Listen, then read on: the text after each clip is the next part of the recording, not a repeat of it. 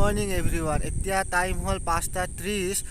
আজি ব্লগটো মই পথাৰৰ পৰা আৰম্ভ কৰিছোঁ। মানে আমি এতিয়া যাই আছোঁ, এই ৰাস্তাটো মানে মানাস নেশ্যনেল পাৰ্ক যায়। আপোনালোকে যদি গুৱাহাটী বা নলবাৰী ছাইডৰ পৰা আহে এইটো ৰাস্তাই ল'ব লাগিব। 31 নং হাইৱেৰ পৰা ভৱানীপুৰৰ পৰা এইটো ডাইৰেক্ট চিধা।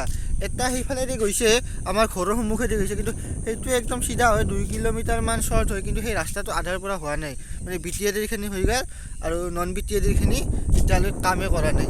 এখন দলং আছে 3 বছৰমান ধৰি, মানে খুঁটাবিলাক পুতিয়ে থ'লে, কিন্তু আজিলৈকে তাৰ একো কামেই কৰা নাই। তো সেইফালেদি হ'লে বেছি শ্বৰ্ট হ'ল হয়। এতিয়া মেইন ৰাস্তা এইটোৱে, মানাস নেশ্যনেল পাৰ্ক যোৱা ৰাস্তা এইটোৱে। আৰু এইখন আমাৰ পথাৰ, এইফালে এখন আৰু এইফালে এখন। তো আৰু এইবিলাক সৰু সৰু পুখুৰী, আৰু সিফালে ডাঙৰ ডাঙৰ পুখুৰী আছে। মই দেখাই আছোঁ আপোনালোকক।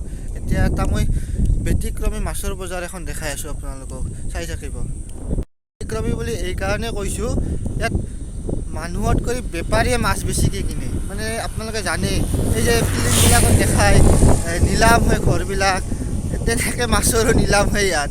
মানে ডাক হয় বুলি কয়, কিছুমানে হয়তো ডাক কি বুজি নাপাব, তো সহজ ভাষাত বুজাই দিলোঁ, নিলাম বুলিয়ে ক'লোঁ। তো মই দেখাই আছোঁ, আৰু ইয়াত বহুত কমত মাছ পোৱা যায়। কেতিয়াবা মানাস গ'লে ইয়াত সৰুপেটা পাৰ হ'লে 2 কিলোমিটাৰ পাৰ হ'লে দলং এখনৰ ছাইডত বজাৰখন দেখাই পাব। আৰু ইয়াত কোনো চালানী মাছ নাথাকে, চব লোকেল। এইবিলাক থলুৱা মাছ, যিবিলাক এই পথাৰৰ পুখুৰীৰ এইবিলাক মাছেই ইয়াত বিক্ৰী কৰা হয়।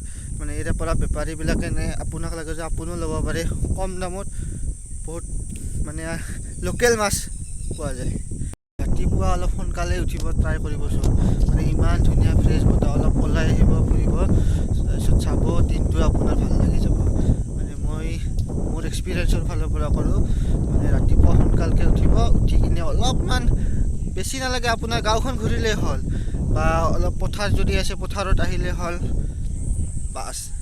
এতিয়া মই যাই আছোঁ মাছৰ বজাৰত, মানে অলপ দূৰ আছিল, খোজকাঢ়ি আহি আছোঁ। এতিয়া পামেই আৰু মোটামুটি আৰু 200 মিটাৰমান আছে। তাত হাল্লা হৈ আছে, ইয়াৰ পৰা শুনি আছোঁ মই, মোবাইলত অহা নাই, তো চাই থাকিব। অলপ দূৰ আছিল মাছৰ বজাৰখন, তো এতিয়া আহি পালোঁ মাছৰ বজাৰ, তো চাই থাকিব। মই দেখাই আছোঁ মাছৰ বজাৰখন কেনেকৈ ইয়াত মাছ ডাক কৰা হয়, কেনেকৈ মানুহে কিনে। ইয়াত আহি গম পালোঁ, মানে বজাৰ আধা শেষে, অলপ আছে, যি আছে আপোনালোকে সেয়ে দেখাই আছোঁ। মানে ৰাতিপুৱাই বহে বজাৰখন, মই আহোঁতে অলপ লেট হৈ গ'ল, 6টা বাজি গ'ল। এতিয়া বুলি আহিছোঁতো, তাৰ কাৰণে বজাৰ আধা শেষ। তো চাই থাকিব, মই যিখিনি পাৰোঁ চেষ্টা কৰিম দেখাব। এনেকৈ মাছবিলাক ইয়াত মানে ৰাখি থৈ দিয়া হয়, যাতে ইয়াৰ পৰা লাগিলে পটককৈ উলিয়াই দিব পাৰে। বহুত হাল্লা বজাৰখনত, মানে ডাক হৈ আছেতো, বহুত হাল্লা। মই দেখাব চেষ্টা কৰি যাম, আপোনালোকে চাই থাকিব। ইফালে শেষ, ইফালেও বহে মাছ, ইফালে শেষে হৈ গ'ল।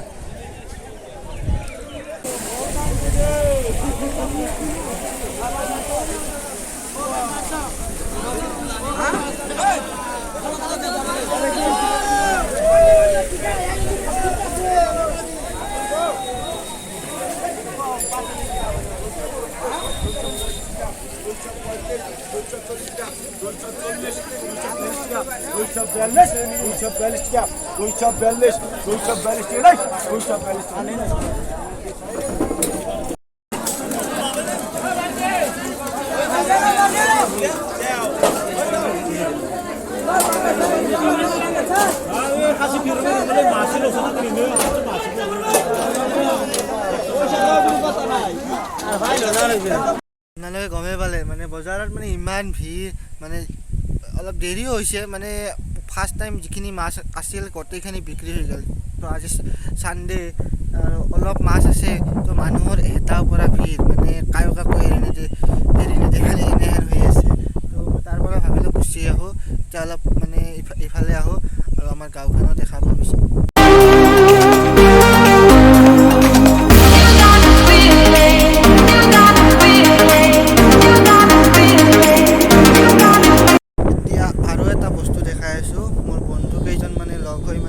গাহৰি পুহিছে, তো গাহৰি চানা খাব পৰা হোৱা নাই দেই। আৰু কাৰ প্ৰিয় গাহৰি কমেণ্টত জনাবচোন।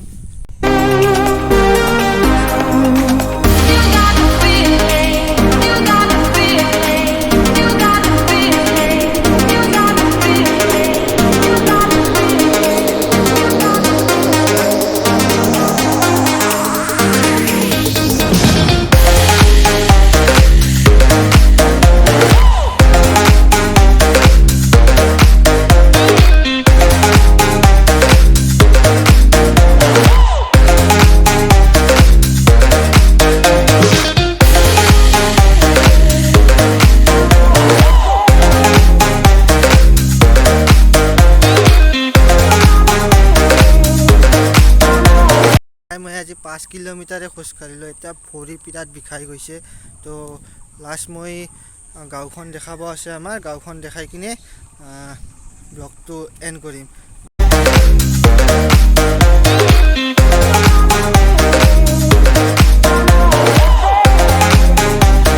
এইখনে আৰু আমাৰ গাঁও বেছি ডাঙৰ নহয়। ইয়াৰ পৰা এই তাকেলৈকে যে এটা ঘৰ দেখিছে, তাৰে পৰা